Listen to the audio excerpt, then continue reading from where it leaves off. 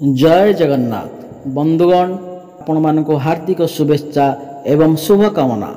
आपणकर जदि मीन राशि होता है तेबे एही भिडियोटी आपणक पई थरे मात्र ए भिडियोटी को शेष पर्यंत निश्चिंत देखंतु। मीन राशि व्यक्ति विशेषक जीवन बदलवा जाऊँगी कारण ग्रह नक्षत्र मानकर चलन रे गोटे बहुत बड़ परिवर्तन होगा जाऊँगी जहाद्वारा एमानकर जीवन रे चली समस्त दुख कष्ट एवं समस्यार अंत होगा जाऊँगी एवं पुणी थरे खुशी फेरवा जाऊँगी। देखंतु बुध शुक्र एवं सूर्यंकर राशि परिवर्तन होगा जाऊँगी जहाद्वारा आपणकर जीवन रे किछि बड़ होगा जाऊँगी। आपणकर जीवन रे चली समस्त दुख कष्टर अंत होगा जाऊँगी। पुनर्बार आपणकर जीवन रे खुशी फेरवा जाऊँगी। तेबे आसंतु जानिबा आपणक जीवन रे कौन सब बड़ परिवर्तन हेबार अछि। एहा पूर्वरु जदि आपणकर विमीन राशि होता है एवं आपण भी ईश्वर को सच्चा हृदय रे भक्ति करुथांती विश्वास करुथांती तेबे एही वीडियोटी को लाइक करी कमेंट बॉक्स रे जय माँ दुर्गा जय माँ लक्ष्मी जय जगन्नाथ अवश्य लिखंतु। देखंतु शुक्रंकर राशि परिवर्तन हेबाकू जाउअछि। शुक्र जे कि धनर कारक ग्रह शुक्र ग्रह को माँ लक्ष्मींकर स्वरूप माना जाए। शुक्र आपणकर अष्टम घरे थिले खराब स्थिति रे थिले सेतिपाई आपणक जीवन रे धनर आसुनथिला धनर व्यय घटुथिला आपणकर पैसा संचय होई पारु नथिला किंतु वर्तमान शुक्र आपणकर नवम भाव को चलन करिवे भाग्य भाव को चलन करिवे तेबे यह आपणक पई बहुत उत्तम समय अटे। भाग्यर सपोर्ट आपणक प्राप्ति हेब समस्त दिगरु भाग्य आपणक साथ देव भाग्य बल रे आपण समस्त कार्य रे उन्नति करिवे कम परिश्रम रे आपण बहुत अधिक सफलता लाभ करिवे एवं यह सहित बृहस्पति मध्य आपणकर तृतीय भाव रे बसी भाग्य भाव को देखिवे शुक्र को देखिवे भाग्य आपणकर बहुत भल अछि। आपण एही किछि बड़ कार्यर आरंभ करि पारंती किंबा कोनोसी बड़ इन्वेस्टमेंट करि पारंती कोनोसी बड़ डिसीजन मध्य नै पारंती। आपणक गृह रे शुभ मांगलिक कार्य रे आयोजन मध्य होई पारे। शेयर मार्केट स्टॉक मार्केट एवं ट्रेडिंग रे काम करुथिबा लोक माननक पई समय अत्यंत शुभ अटे। सेमानक काम रे बहुत अधिक सफलता प्राप्ति हेबो। आपणक आकस्मिक धन मध्य प्राप्ति होई पारे। चारि दिगरु आपणक लाभ ही लाभ प्राप्ति हेबो। एही समय रे आपण धार्मिक यात्रा मध्य करि पारंती धार्मिक यात्रार सुख आपणको प्राप्ति हेबो। आपणकर मन धर्म आड़ को अग्रसर होई पारे। सामाजिक कल्याण काम रे आपण मन देई पारंती। आपण एही समय रे कोनोसी छोटो मोटो ट्रैवल करि पारंती छोटो मोटो जगह को यात्रा करि पारंती।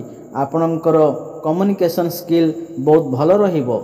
मैनेजमेंट बैंकिंग क्षेत्र रे ट्रैवल एंड टूर यही सब क्षेत्र रे काम करुथिबा लोके माननकु बहुत अधिक लाभ प्राप्ति हेबो। ऑनलाइन क्षेत्र रे डिजिटल क्षेत्र रे काम करुथिबा लोक माननकु बहुत अधिक सफलता प्राप्ति हेबो। एही समय रे आपणक भितरु ज्ञान बढ़िबो बुद्धि बढ़िबो समाज रे आपणकु मान सम्मान प्राप्ति हेबो मान प्रतिष्ठा प्राप्ति हेबो। आपण किछि एमिति करी देखाई पारंती जहा द्वारा लोक माने आपणकु प्रशंसा करि पारंती।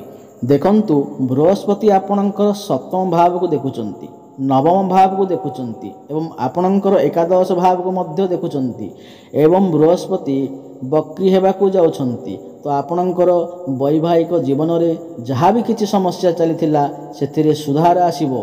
वैवाहिक जीवन रे पुणी थरे खुशी फेरी आसीबो। आपण कौनसी बड़ डिसीजन नहीं पारंती। आपणकर लाइफ पार्टनर कैरियर रे मध्य ग्रोथ आसी पारे कहीं ना बुध एवं सूर्य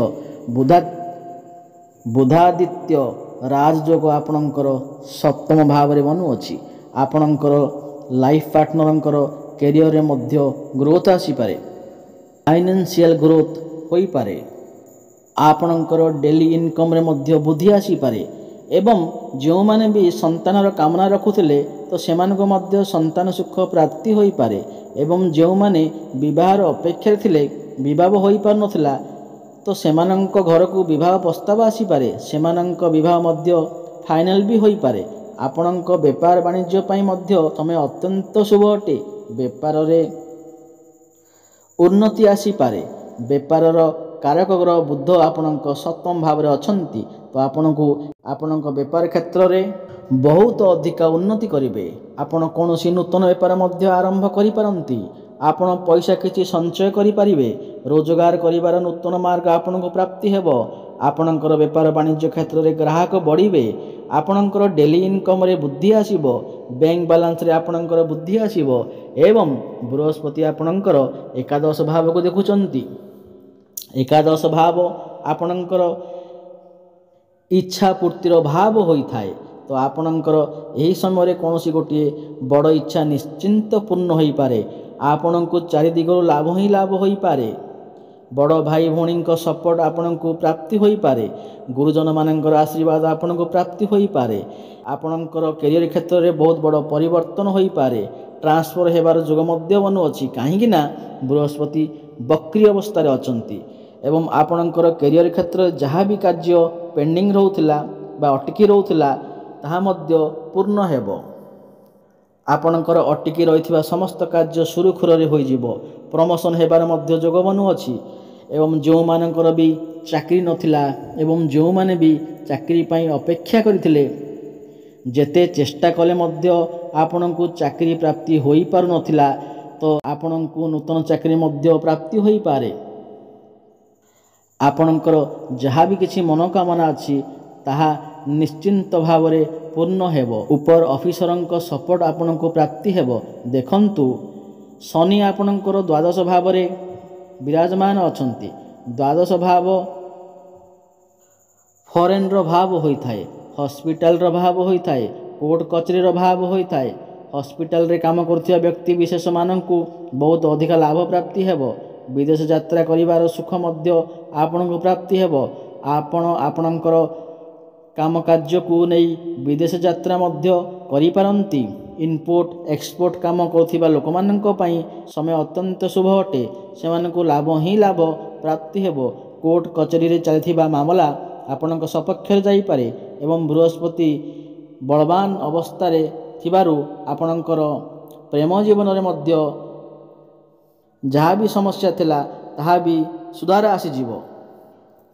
ଆପଣ ଦୁଇ ଜଣଙ୍କ ମଧ୍ୟରେ ଭଲ ପାଇବା ବଢ଼ିବ, କାରଣ ଭଲ ପାଇବାର କାରକ ଗ୍ରହ ଶୁକ୍ର ଆପଣଙ୍କର ଭାଗ୍ୟ ଭାବକୁ ଚଳନ କରିବେ। ତ ଆପଣଙ୍କର ପ୍ରେମ ଜୀବନ ପାଇଁ ଅତ୍ୟନ୍ତ ଶୁଭ ଅଟେ।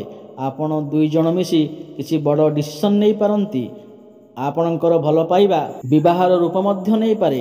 ଆପଣ ଦୁଇ ଜଣଙ୍କ ମଧ୍ୟରେ ତାଳମେଳ ଭଲ ରହିବ ଏବଂ ଯେଉଁମାନଙ୍କର ବି କଥାବାର୍ତ୍ତା ବନ୍ଦ ହୋଇଯାଉଥିଲା, ବ୍ରେକଅପ୍ ଆଦି ହୋଇଯାଉଥିଲା, ସେମାନଙ୍କର ପୁଣି ଥରେ କଥାବାର୍ତ୍ତା ହୋଇପାରେ। ଶିକ୍ଷା କ୍ଷେତ୍ରରେ ଆପଣ ବହୁତ ଅଧିକା ଉନ୍ନତି କରିବେ। ଆପଣ କୌଣସି ଉଚ୍ଚଶିକ୍ଷା ପାଇଁ ବାହାରକୁ ଯାଇପାରନ୍ତି। କୌଣସି ନୂତନ ସ୍ଥାନରେ ଆଡ଼ମିସନ୍ ନେଇପାରନ୍ତି। ପାଠପଢ଼ା କ୍ଷେତ୍ରରେ ଆପଣ ବହୁତ ଅଧିକାରୁ ଉନ୍ନତି କରିବେ। ଆପଣଙ୍କର ମନ ଭିତରେ ଯାହା ବି କିଛି ସମସ୍ୟା ଥିଲା ତାହା ପୂରଣ ହେବ। ପାଠପଢ଼ାରେ ପୂର୍ବରୁ ଯଦି କିଛି ସମସ୍ୟା ଲାଗି ରହିଥିଲା ତ ତାହା ଏବେ ଆପଣଙ୍କ ଭିତରେ କନଫିଡେନ୍ସ ବଢ଼ିବ, ଟ୍ୟାଲେଣ୍ଟ ବଢ଼ିବ। ଜ୍ଞାନ ଏବଂ ବୁଦ୍ଧି ବଳରେ ଆପଣ ଆପଣଙ୍କର ପାଠପଢ଼ା କ୍ଷେତ୍ରରେ ବହୁତ ଅଧିକା ଉନ୍ନତି କରିବେ। ଆପଣଙ୍କ ଯଦି କିଛି ଏକ୍ଜାମ୍ ଅଛି ସେଥିରେ ଆପଣ ନିଶ୍ଚିନ୍ତ ଭାବରେ ସଫଳତା ଲାଭ କରିବେ। ଏବେ ମୋଟାମୋଟି ଭାବରେ ଦେଖିବାକୁ ଗଲେ ଆପଣ ସମସ୍ତ କ୍ଷେତ୍ରରେ ଉନ୍ନତି କରିବାକୁ ଯାଉଛନ୍ତି। ତାହା ପ୍ରେମ କ୍ଷେତ୍ରରେ ହେଉ, ଶିକ୍ଷା କ୍ଷେତ୍ରରେ ହେଉ, ଆପଣଙ୍କର ବୈବାହିକ କ୍ଷେତ୍ରରେ ହେଉ, ବେପାର ବାଣିଜ୍ୟ ବି ହେଉ ଏବଂ ବେପାର ବାଣିଜ୍ୟ, ଭାଗ୍ୟ ଏବଂ କ୍ୟାରିୟର କ୍ଷେତ୍ରରେ ଯାହା ବି ହେଉ ଆପଣ ବହୁତ ଅଧିକା ଉନ୍ନତି କରିବାକୁ ଯାଉଛନ୍ତି। ଅଧିକା ଶୁଭଫଳ ପ୍ରାପ୍ତି କରିବା ପାଇଁ ଆପଣ ଯାଉଛନ୍ତି।